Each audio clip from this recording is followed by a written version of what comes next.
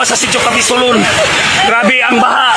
May buhawi sa... The question is, paring Alvin, iikot na lang ba ang mundo natin sa flood controls?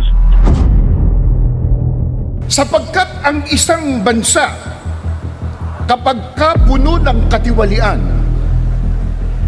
pagkatapos po ay sinasabayan pa ng pagtatakipan at kawalan ng katarungan, ang mawawala po sa bansa ay hindi lang pera.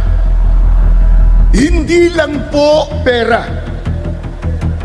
Hindi lang po pondo ng bansa ang mawawala, kundi ang mahalagang tiwala ng mga mamamayan.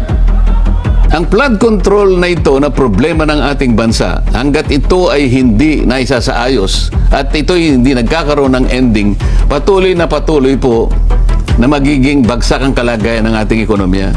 Ito ang pinaka hinihintay ng ating mga mamamayan.